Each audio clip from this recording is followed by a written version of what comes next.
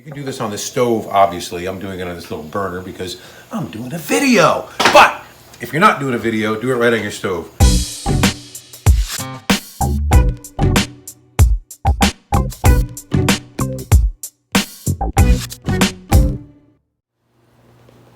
Hey everybody, it's Rick Orlando. I'm here for Field Goods Kitchen for another Thanksgiving episode. Don't forget, go to field-goods.com, get your turkey order in, and all the other ingredients you're going to need to make this fabulous gravy. I'm going to show you how to make gravy. People get nervous about gravy and they end up buying the canned junk full of chemicals. I'm going to show you how to make a great gravy. Couple of easy steps, okay? So first of all, go to my website, rickorlando.com. Turkey 101 is right there. There's a great recipe for how to brine and roast a perfect turkey, which we have right here. Check this one out. That one I made today, and I'm going to be eating turkey sandwiches leading up to Thanksgiving.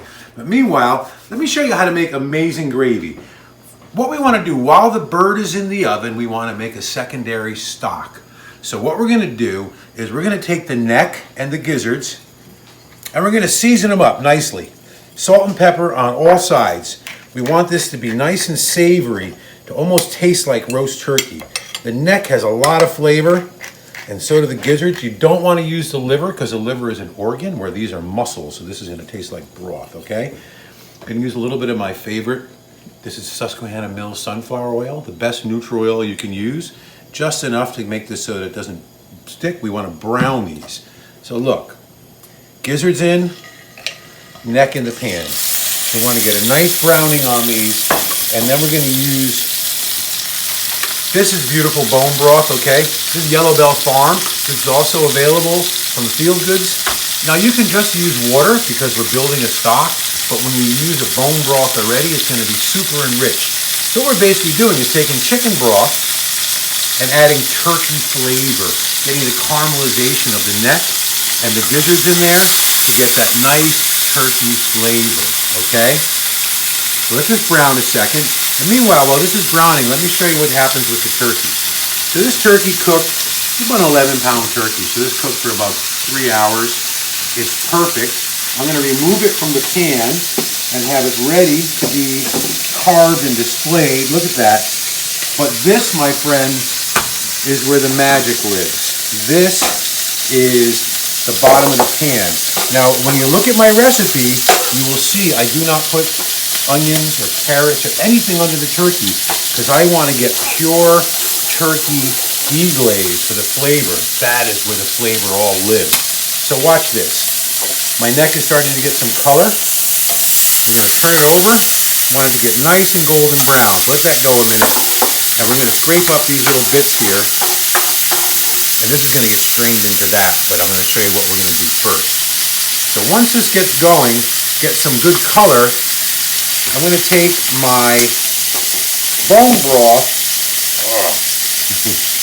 get the cap off, get my little chicken bone broth here, and my turkey. I'm going to add the whole contents right here.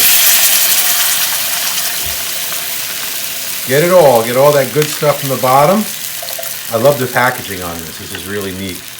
Okay, so now this is going to go on the stove, and it's going to cook slowly while your turkey cooks. If you have to add a little more water to kind of keep it submerged, turn the neck once in a while, feel free. That's going there. And this is what it looks like after it's been cooking for about 2.5 hours. I keep adding water. It's building all this great turkey flavor.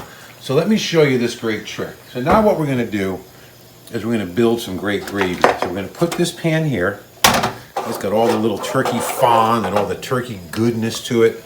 And all we want to do is we want to build a base. So this is overheat. Let it get warm, but before it gets warm, we're going to whisk in a little flour. I'm going to whisk in about half a cup of flour here. If you're gluten-free, you can do a little cornstarch if you want. And we want to get all the fat and all the goodness that's in there to bind together and get all the lumps out before we add any more liquid.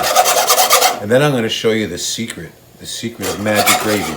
So for 25 years, we did a big Thanksgiving buffet at my restaurant, New World Home Cooking in Saugerties. And people loved my gravy so much, they said they wanted to bathe in it. And they said, what was the magic ingredient? Right here, Red Jacket apple cider. So instead of adding wine, we're adding cider. Not a ton, but enough to add an aromatic essence. It smells so good in here already.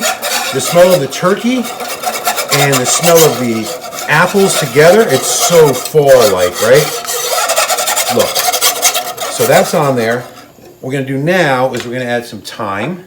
This is dried thyme, but you can add fresh thyme. This is actually fresh thyme that I picked from my garden and hang to dry because season's over. We're going to add a generous amount of black pepper. And of course a little salt, which is somewhere around here. A little salt right here. And we'll taste it for salt. We want to make sure there's enough salt. But before we do that, I'm going to give this another good whisk so it doesn't get too thick. And then I'm going to take our stock that we started with our turkey neck and gizzards and dump it right into there. There's more turkey flavor.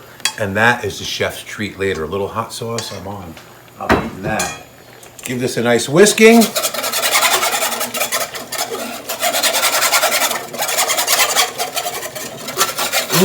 Oh my God. This smells amazing already. This is how quick and easy this is to build once you've roasted your turkey, of course. And you let the turkey rest. After about 25 or 30 minutes, all this beautiful turkey jus or juices start. Okay? Everything's whisked in there. The cider is cooked in. Oh my God, so good. Let me see. Oh man, hang on. Stay right where you are. Don't move a muscle. I'm getting my lovely antique gravy boat. I'm going to fill it up so you can fantasize about having this gravy. So the apple cider, this is not a sweet gravy. It adds an aromatic nature. It adds a little acidity. It just makes it pop so much. Look at this perfect consistency, perfect thickness, not overly thick. Beautiful. Turkey gravy, made by letting your turkey rest and getting those pan drippings, made by using your neck and your gizzards to make a little stock enriched with chicken bone broth, and then hit with apple cider before you thicken it to give it that beautiful smell of fall, that little hint of apple flavor. It almost tastes like Chardonnay. Super delicious. So don't forget, get your turkey order in from Field Goods. That's field-goods.com. And while you're there, get some Red Jacket apple cider, some of this beautiful Black River Farm local butter. Get your cranberries. If you saw the previous video last week, and you can see this online at my website or at field-goods.com, we have straight cranberry sauce, cranberry apple chutney, and cranberry pearl onion compote. Beautiful apples, sunflower oil. All the provisions you need for an amazing holiday are available at field-goods.com. I'm Rick Orlando. Thank you for watching the Thanksgiving episodes of Field Goods Kitchen.